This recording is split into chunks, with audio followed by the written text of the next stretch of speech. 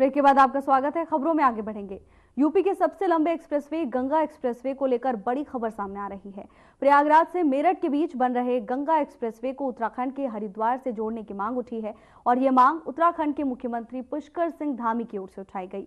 दरअसल सीएम धामी और उत्तर प्रदेश के मुख्यमंत्री योगी आदित्यनाथ शनिवार को पौड़ी जिले के यमकेश्वर में एक स्कूल के कार्यक्रम के दौरान एक साथ मौजूद थे और इसी कार्यक्रम के बीच प्रयागराज मेरठ गंगा एक्सप्रेसवे को हरिद्वार तक जोड़ने जाने की मांग सीएम धामी ने उठा दी।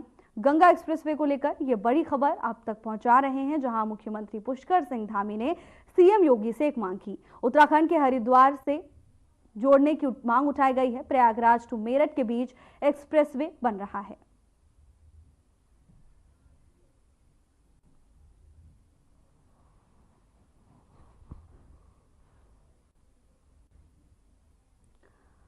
मुख्यमंत्री पुष्कर सिंह धामी की ओर से ये मांग उठाई गई है। बता दें कि उत्तर प्रदेश के मुख्यमंत्री योगी आदित्यनाथ इन दिनों उत्तराखंड दौरे पर हैं और इस दौरान मुख्यमंत्री पुष्कर सिंह धामी उनके साथ एक कार्यक्रम में मौजूद थे, जहां उन्होंने मुख्यमंत्री योगी आदित्यनाथ से मांग की है। उत्तराखंड हरिद्वार से जोड़ने की मांग उठाई है। कनेक्टिविटी को बेहतर करने की ये मांग मुख्यमंत्री पुष्कर सिंह धामी की ओर से उठाई गई है। बता दें कि सूबे के मुखिया पुष्कर सिंह धामी और उत्तर प्रदेश के मुखिया योगी आदित्यनाथ एक कार्यक्रम में शामिल होने के लिए पहुंचे थे और दोनों इस दौरान एक साथ दिखाई दिए। इसी दौरान मुख्यमंत्री ने जनता के हित के लिए यह बड़ी मांग उत्तर प्रदेश के मुख्यमंत्री से की है। प्रयागराज टू मेरठ के बीच एक्सप्रेसवे बन रहा है और उन्होंने कनेक्टिविटी को लेकर यह मांग की है। एक ब्रेक के लिए रुकेंगे, जल्द हाजिर होंगे ब्रेक के बाद।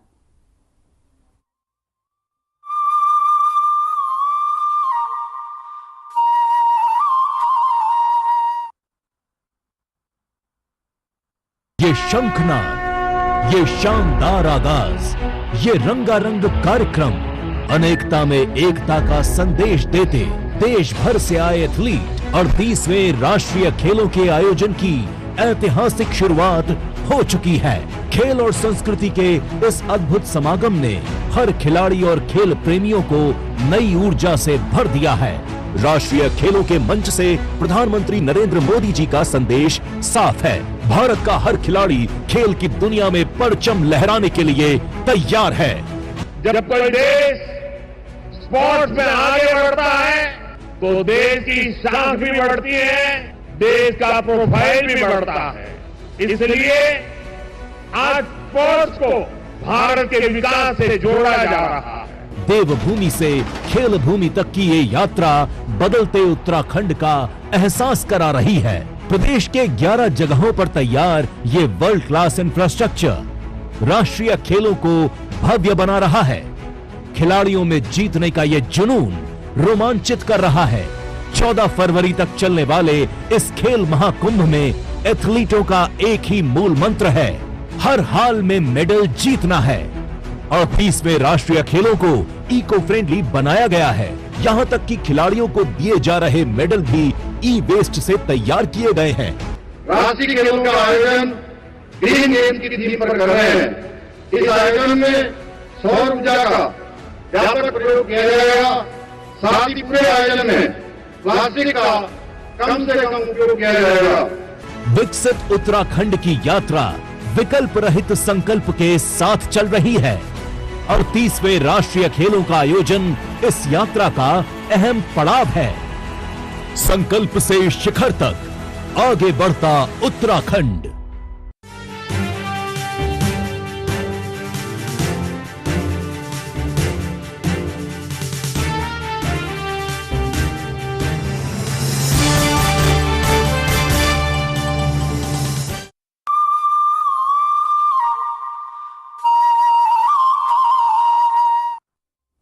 ब्रेक के बाद आपका स्वागत है। खबरों में आगे बढ़ेंगे।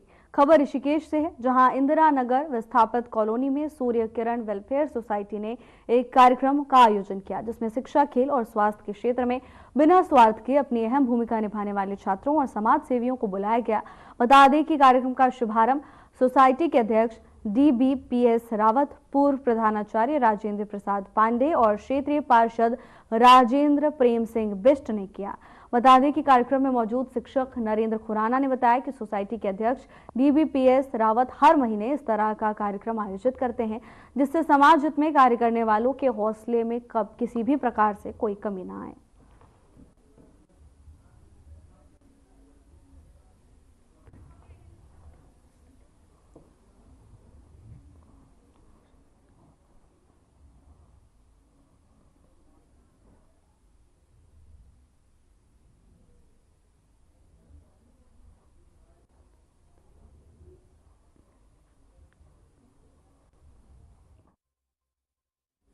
प्रधानमंत्री नरेंद्र मोदी फ्रांस के लिए रवाना हो गए हैं। बता दें कि AI एक्शन समिट में सह अध्यक्षता के लिए प्रधानमंत्री नरेंद्र मोदी फ्रांस के लिए रवाना हो चुके हैं। फ्रांस के राष्ट्रपति मैक्रो और प्रधानमंत्री मोदी फ्रांस में पहले भारतीय वाणिज्य दूतावास का उद्घाटन करने और अंतर्राष्ट्रीय थर्मोन्यूक्लियर प्रायोगिक रिएक्टर परियोजना का दौरा करने के लिए मार्सिले भी जाएंगे। फ्रांस में PM मोदी राष्ट्रपति डोनाल्ड ट्रंप के न्योते पर अमेरिका की 2 दिवसीय यात्रा पर जाएंगे। प्रधानमंत्री Narendra Modi AI action summit की सह अध्यक्षता के लिए रवाना हो गए हैं।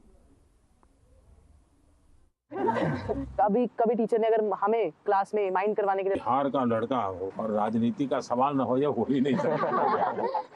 देखिए, बिहार के लोग बहुत तेजस्वी होते हैं और किसी के मन में आता है लीडरशिप का भाव। जी सर। एक ब्रेक के लिए रुकेंगे, जल्द हाजिर होंगे ब्रेक के बाद।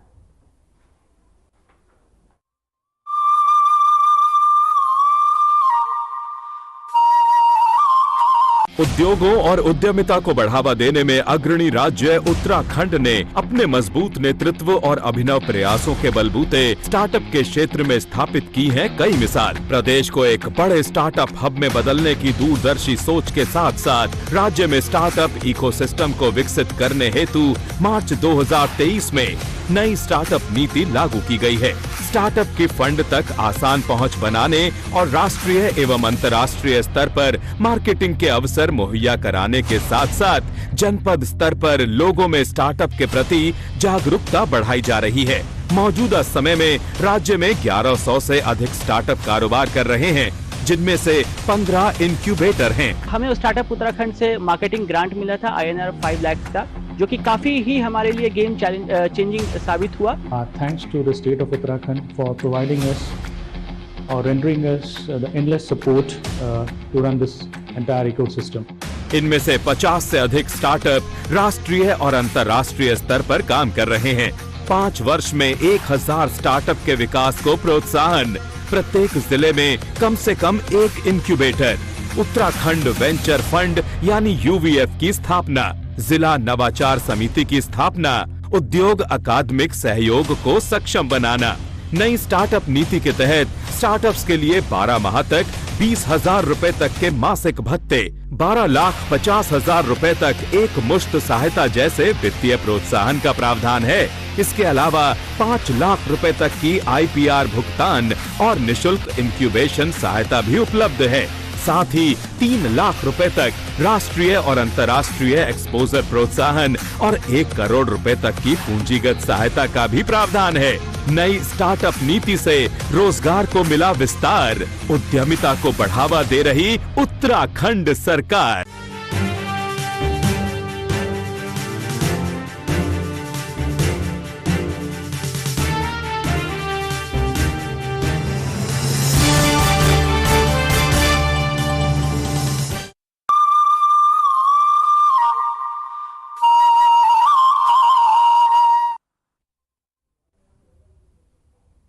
ब्रेक के बाद आपका स्वागत है और इस वक्त की बड़ी खबर की ओर रुख करेंगे, जहां नेशनल गेम्स की प्रतियोगिता चल रही है और इसी को लेकर सभी तैयारियां पुख्ता नजर आ रही हैं। तमाम तरह की बेहतर व्यवस्था की गई है। हरिद्वार में नेशनल गेम्स की प्रतियोगिता चल रही है। हरिद्वार में शुरू हो गई हैं रेसलिंग प्रतियोगिताएं।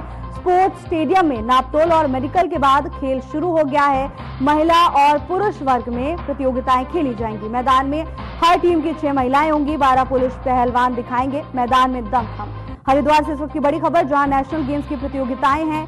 हरिद्वार में रेसलिंग प्रतियोगिताएं शुरू हो गई हैं। स्पोर्ट्स स्टेडियम में नापतोल और मेडिकल के बाद खेल शुरू हुआ है। महिला और पुरुष वर्ग में प्रतियोगिताएं खेली जाएंगी। मैदान में कुल 6 टीमें, हर टीम की 6 महिलाएं होंगी और 12 पुरुष पहलवान इस मैदान में दिखाई देंगे। मैदान में होंगी हर टीम की 6 महिलाएं यहां पर नजर आएंगी। 12 पुरुष पहलवान भी अपना दमखम इस प्रतियोगिता में दिखाएंगे। बता दें कि हरिद्वार में नापतोल और मेडिकल के बाद खेल शुरू हो चुका है। हरिद्वार में नेशनल गेम्स की प्रतियोगिताएं जारी है। महिला और पुरुष वर्ग में ये प्रतियोगिताएं खेली जाएंगी। खिलाड़ियों में भी खासा उत्साह है और शासन और प्रशासन की ओर से भी बेहतर इंतजाम किए गए हैं। ये देखिए तस्वीरें जहां पहलवान अपना दमखम दिखाते हुए नजर आ रहे हैं। रेसलिंग प्रतियोगिताएं शुरू हो चुकी हैं और उसी की एक झलक टेलीविजन स्क्रीन पर आपको दिखा रहे हैं। हरिद्वार से सीधे ये तस्वीरें जिसमें पहलवान अपनी ताकत का प्रदर्शन करते हुए दिखाई दे रहे हैं। खिलाड़ी भी काफी उत्साहित हैं। लंबे समय की मेहनत के बाद अब उन्हें यह मौका मिला है जब नेशनल गेम्स में तमाम खिलाड़ियों ने हिस्सा लिया। और देखिए रेसलिंग प्रतियोगिताएं शुरू हो चुकी हैं। पहलवान पूरे दमखम से जीत हासिल करने की कोशिश में जुटे हुए हैं।